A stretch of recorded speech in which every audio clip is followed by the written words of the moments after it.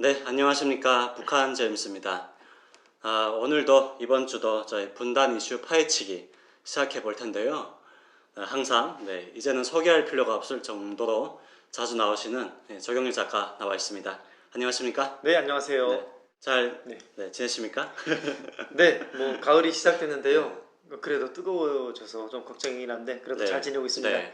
가을치고는 좀 너무 뜨거운 그렇죠. 가을인 것 같습니다. 네. 이번 주 분단 이슈 파헤치기는 주제가 저희한테 매우 중요한 예산 문제입니다. 그러니까 통일부 예산 중에 그 북한 이탈 주민 정착 지원과 관련된 예산도 포함되어 있거든요. 네. 그래서 그거에 대해서 한번 얘기해 볼 텐데 네. 혹시 뉴스 보시고 좀 어떤 생각이 드셨어요? 네, 이번에 통일부 내년도 예산안을 봤는데요. 조금 예상을 했던 부분이라서 역시 이렇게 예산이 확정이 됐구나 싶었습니다. 네, 전체적으로 좀 줄긴 했습니다. 네. 그 중에서도 뭐 그 남북 협력 기금 그렇죠. 등등 줄긴 했었는데 저희한테 중요한 북한 이탈 주민 정착 지원 예산 그 중에서 그 기본급이 증가했어요. 100만 원. 네. 저희는 해당이 안 됩니다. 뭐 좋기는 한데 그 기본급이라는 게 정착지원금이라고 해서 한국에 입국을 했을 때 그때 하나원 퇴소하고 나갈 때 주는 정착지원금인데 그게 100만 원이 인상이 됐는데 저희는 이미 오래됐으니까 저희는 해당이 안 되고 앞으로 들어오는 분들에게 해당이 되는데 뭐 그분들에게 100만 원 더 얹어주면 좋은 거니까 뭐 예산이 증가되는 건 뭐 나쁜 일이 아니잖아요. 사실 올해도 이미 100만 원 한 번 증가됐거든요. 맞습니다. 그래서 총 100만 원 이번 연도 다음 연도에도 증가하면은 이 한국에 오시는 분들이 기본적으로 1000만 원을 받습니다. 기본 정착금. 되게 큰 돈이죠. 큰 돈이죠. 제가 2007년도에 왔는데 그때는 아마 한 700만 됐었나? 자세는 기억이 안 나는데. 뭐 700 또는 800만 그 정도 언저리 갔었을 건데 그것도 한 번에 이 정착지원금을 한 번에 주는 게 아니고요. 이제 나눠서 주기 때문에 큰 목돈은 일단 아니다라는 겁니다.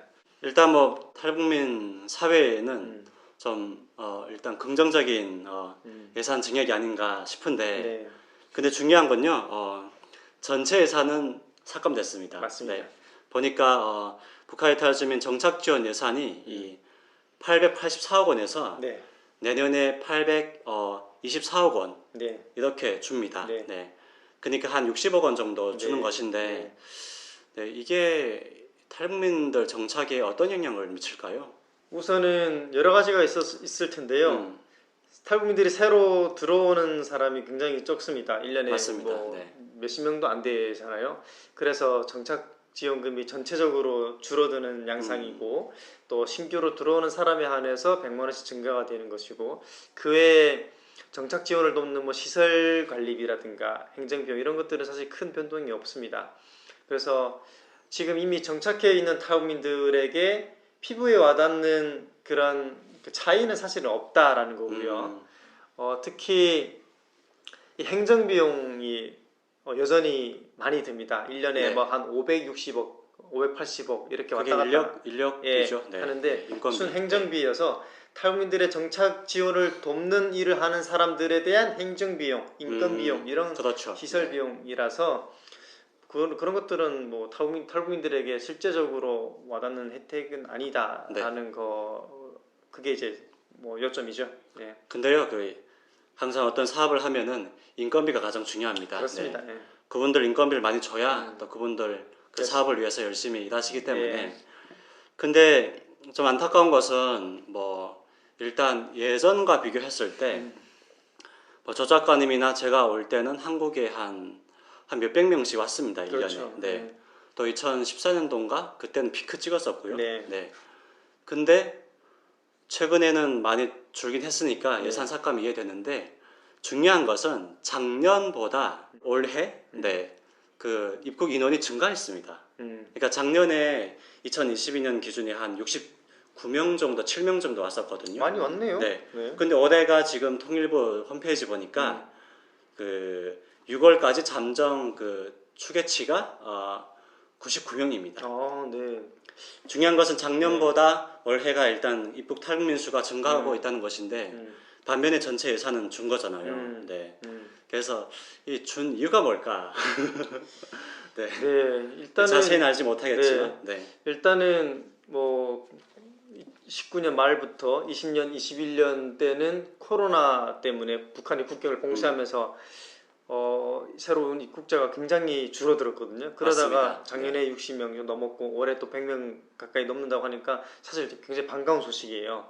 반가운 소식이고 새로 들어오는 사람들에게 정착 지원을 위한 예산을 좀 증가해 준 부분도 반가운 일인데 전체적인 탈북민 정착 예산은 줄어든다라는 거는 앞으로도 그런 기조로 이제 흘러가요. 예산을 보니까 이제 지난 수년간의 예산을 비교를 해보면 이 정착 지원금이 조금씩 줄어왔어요. 행정 비용은 변동이 없는데 네. 정착 비용이 줄어왔 이유는 탈북민들이 그 피크를 찍었던 데 비해서 후반부터 지금까지는 수가 좀 줄어들거든요. 그렇죠. 그래서 네. 네. 전체적인 수가 줄기 때문에 정착 지원비 줄은 거다라고 볼 수는 있는데 이게 다른 시설 그러니까 탈북민 정착 지원을 위한 이런 예산에 어떤 비용도 들어가 있냐면요. 예를 들어 남북통합문화센터 이런 건물 있잖아요. 그런데 뭐 맞습니다. 100억, 네. 100억, 200억 이렇게 들어가 있는데 그런 예산조차도 정착 지원 비용으로 들어가다 보니까 이게 실제적으로 탈북민들에게 직접적으로 정착 지원을 하는 비용은 그보다 훨씬 적어요. 네. 그래서 이런 것도 함께 좀 봐야 된다라는 겁니다. 사실 저희가 그 정착 생활 한 지가 이제 15년 넘어가잖아요. 네.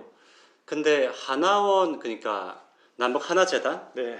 그런 데서 사업비 중에 뭐 그게 가시적으로 막 도움되는 건 없잖아요, 솔직히. 좀 혜택을 좀 받았어요. 뭐 하나원에 있을 때는 제가 뭐 중학생이었는데요. 네. 사실 그때 받았던 공부 기억이 안 나고요. 네. 예, 그냥 한국 생활이 어떨지 또 자본주의 사회가 어떤 사회인지 민주주의 네. 사회가 어떤 사회인지 그렇죠. 이런 것들을 네. 기본적으로 설명을 해주는 건데 사실 그 하나원에 들어가면요 그 탈북한 사람들은 그 기대와 설렘이 가득 차서 공부는 귀에 잘 안 들어오죠. 예, 그래서 나와서 실제적으로 이 사회가 어떤 사회인지 몸으로 부딪히면서 배우는 겁니다. 그래서 제일 중요한 거는 이 탈북민들의 정착 지원을 돕는 예산은 한국에 들어와서 실제적으로 주민등록증을 받고 네네네. 하나원을 퇴소해서 네. 실제 일상생활에서 부딪힐 때 그때 많은 도움이 필요하거든요. 그렇죠. 그때 네. 실질적인 도움, 예를 들어 뭐 복지라든가 뭐 예산이라든가 뭐 문화라든가 이렇게 다양한 비용을 좀 지원을 해주는 게 좀 좋지 않을까라는 생각을 네, 합니다. 그때 정착 생활이 보통 시작이 되니까 그렇죠. 네. 예, 예. 그때부터 뭐 성공적인 정착을 위해서 잘 관리해 주는 게 중요하죠. 음. 그러면 이 탈북민을 위한 예산 중에서 혹시 뭐 취업이나 뭐 어떤 교육비 지원이나 등등 많은데 좀 어떤 곳에 쓰여야 이게 좀 잘 쓰인다 할 수 있을까요? 일단 저는 물론 북에서 온 사람들이 한국 생활을 바로 시작을 하면요 사실 맨 땅에 헤딩이에요. 그렇죠. 예, 네. 정말 아무것도 모르는 상황에서 시작을 해야 되기 때문에 흔히 그 예, 북한에서 한국에 오는 과정이 네, 거의 뭐 도망치다시피 그렇죠. 오니까 예. 어떤 가정은 그 가족 사진 한 장조차 못 가져오거든요. 없죠. 예, 저도 네. 심지어 별로 없거든요. 네. 그래서 바로 삶을 시작을 해야 되기 때문에 이 현금성 복지가 필요한 건 사실입니다. 예, 그건 사실인데 그것도 이제 5년 정도 이제 기초생활수급 비용이라든가 지원을 해주고 끝나는데 네, 정착보호 기간이 5년이죠. 네. 네. 기본적으로 저는 조금 필요한 게 교육 지원과 취업 지원이 가장 저는 필요하다고 생각을 해요. 어쨌든 뭐 돈을 벌어 먹어야 생활을 하니까. 근데 이 교육 지원이 필요한 이유는 학생들만 필요한 게 아니라 성민들도 사실은 필요해요. 왜냐면 북한이라는 사회에서 살다가 또는 중국을 거쳐오는 사람들은 중국이라는 사회에 살다가 한국에 왔기 때문에 달라요. 문화가. 어떤 모든 문화와 절차마저도 사실 다르기 때문에 그런 과정들을 이런 시행착오 없이 접근을 할 수 있도록 다양한 교육 지원, 예를 들어 금융 지원 같은 게 특히 네. 필요해요. 그런 교육 지원이 좀 필요하고 또 취업 지원. 어쨌든 취업난이 뭐 어려운 건 뭐 모두가 아는 사실이긴 하지만 특히 북에서 온 사람들은 심지어 말투가 다르다는 이유로도 취업을 못 하거든요. 그래서 좀, 네. 취업 지원을 그런 적극적으로 경우가 있죠. 예, 네. 취업 지원을 적극적으로 기업과 매칭시켜주고 공기업과 매칭시켜주고 이런 것들을 좀 체계적으로 적극적으로 좀 적극 행정을 좀 펼칠 필요가 있다라는 거죠. 지금은 그냥 그냥 우대 조건으로 기업들에게 채용을 해라. 그럼 우리가 네. 지원해주겠다. 이런 것들이 있는데 조금 더 적극적으로 해주면은 그렇죠. 네. 좀 정착하는데 좀 더 필요하지 않을까 그런 생각이 듭니다. 저도 뭐 사실 성공적인 탈북민 정착이 음. 정확히 무엇인지 네. 알지 못하겠는데 일단 취업을 하는 게 가장 중요한 것 같습니다. 그렇죠. 네. 그 경제적인 생활을 안정적으로 해야 일단 먹고 살 수 있는 것이기 때문에 그래서 최근에 그 남북하단 재단에서 141인 캠페인을 하더라고요. 그러니까 한 회사가 한 명의 탈북민을 고용하자 등등의 뭐 좋네요. 캠페인도 하고 있던데 네, 그런데 예산이 잘 쓰이면 좋겠다는 생각을 하고 혹시 그동안 정착 생활하면서 좀 도움이 됐던 그 뭐 프로그램이나 뭐 그런 정책이 있었어요? 뭐 남북 하나 재단이든 뭐 통일부든. 네. 저는 뭐 혼자서 네. 다 한 것 같아요. 특별히 뭐 지원받은 게 없다? 지원받은 게 딱히 없고. 그렇게 얘기하면 안 됩니다. 아니, 뭐- 지원받았다고 해야 예산이 느는 거예요. 아니죠. 예. 필요한 지원이 있어야 된다는 거고요. 뭐 네, 네. 지금은 예전과 다르게 뭐 통일부라든가 하나재단이라든가 이런 복지시설에서 탈북민들을 위한 다양한 프로그램들이 많아졌어요. 근데 실질적으로 필요한가에 대해서는 한번 우리가 의문을 가져봐야 되고요. 다만 한 가지는 제가 혜택을 받았어요. 제가 그 운전면허 자격증 그러니까 그 트럭 대형 면허를 제가 그거 땄어요? 땄거든요. 그래서 지게차랑 대형 면허를 땄는데 그거는 지금은 제가 쓰진 않지만 네. 언젠가 그쵸. 쓸지도 모르니까 이런 식으로 기술 자격증들에 대한 지원이 꽤 있어요. 그게 일당도 높다던데. 예. 지게차 하면. 네, 그쪽으로 네. 전업으로 갈 사람들에게는 매우 도움이 되는 그래서 실질적인 도움이 많이 되는 사업들이라서 그런 것들은 앞으로도 좀 많이 확장을 하면 좋을 것 같아요. 아니 큰 혜택을 받았네요. 받았죠. 네, 네. 뭐 제가 좀 안 쓰는 거죠. 이게 보통 그 예산 중에서 그 탈북민 정착 예산이 가장 사이즈가 크거든요. 그 필요한 이유기도 할 것 네. 같습니다. 네. 저도 종종 그 대학생 때 그 네. 하나 재단에서 네. 그 바우처 카드를 통해서 학원 다닐 때 교육비 좋죠. 또 지원받은 적이 있는데 되게 큰 도움이 되거든요. 남북 하나 재단 맞아요. 네 맞습니다. 그래서 뭐 일단은 저희가 감사하게도 그 대한민국 정부에서 주는 예산이 탈북민들 정착 생활에 큰 도움이 된다. 네, 그럼요. 이야기를 하고 싶고요. 언론이나 뭐 미디어에서 보이는 이 탈북민들 정착 생활, 뭐 특정 정치권에서 뭐 잘 믿어준다, 뭐 잘 뭐 기용해준다 이런 이미지 때문에 뭐 예산과 상관없이 탈북민들은 뭐 정권의 영향을 받지 않나 이런 생각을 할 수 있는데 사실 그동안 뭐 그냥 여야가 합쳐서 이 예산 정책 때문에 저희가 그나마 이게 뭐 정착 생활 할 수 있는 거죠. 네. 그럼요. 이 탈북민 정착 예산은 정권에 상관없이 항상 네. 증가가 돼 왔고요. 맞습니다. 네.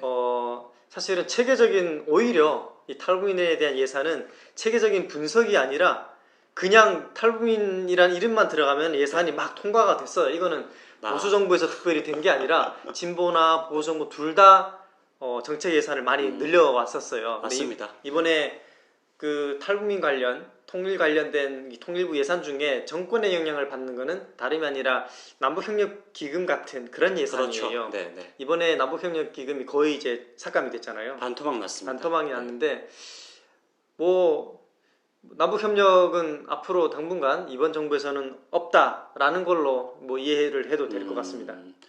네, 알겠습니다. 뭐 남북협력 기금이 나왔으니까 좀 연관해서 네, 같이 그 국립북한인권센터를 설립한다고 합니다. 네. 이게 뭐냐면은 그 예정인데 뭐 북한 인권에 대해서 전시도 하고 기록하는 차원에서 기능을 한다고 하는데 이건 좀 어떻게 보세요?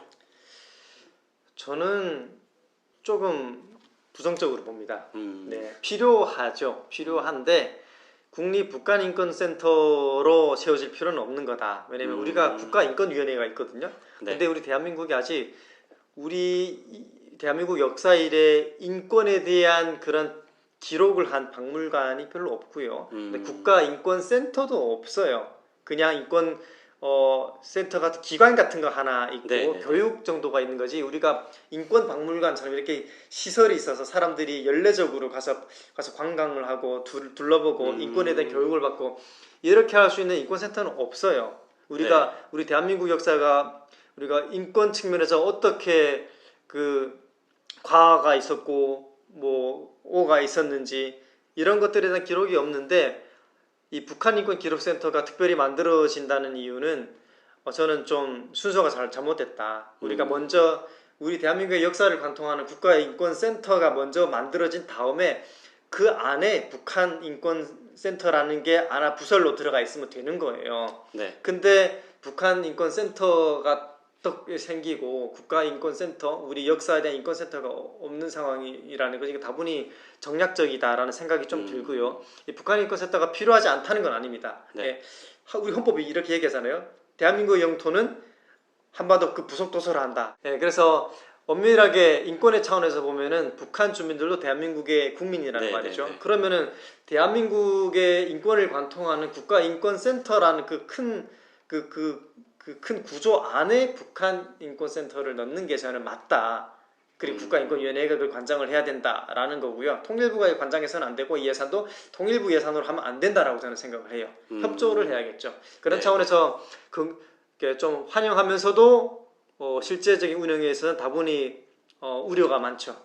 네, 저도 뭐 공감하는 부분도 있는데 저는 사실 이 북한인권 이 센터가 지금 뭐 예정이긴 한데 이미 그 NGO 차원에서 하고 있거든요. 맞습니다. NKDB 그러니까 그렇죠. 북한인권 정보센터가 그렇죠. 있는데 괜히 뭔가 그 민간 차원에서 잘 해오고 있던 네. 것을 왜 국가 차원에서 굳이 해야 될 필요성? 그게 있을까? 네, 그런 생각이 들고 특히 이 정부는 단순히 북한 인권보다도 남북 그 관계 개선도 중요하잖아요, 솔직히. 그렇죠. 네. 예. 그걸 개선시키는 것 자체가 또 뭐 북한 인권 증진으로 연결될 수도 있는 건데 괜히 뭔가 이런 센터 세우면서 그냥 뭐 인권에만 치중해가지고 한국에서만 너무 그냥 외치는 상황이 되지 않을까라는 그렇죠. 생각이 듭니다. 네. 네. 네. 오늘 주제는 이 예산이었는데 예, 탈북민 정착 생활에 정말 중요한 예산이 기본급은 100만 원 인상됐지만 네, 내년부터 하지만 전체 중에서 한 60억 원 정도 줄었다. 네. 한번 이거에 대해서 네, 얘기해 봤습니다. 네. 오늘도 감사합니다. 감사합니다. 네.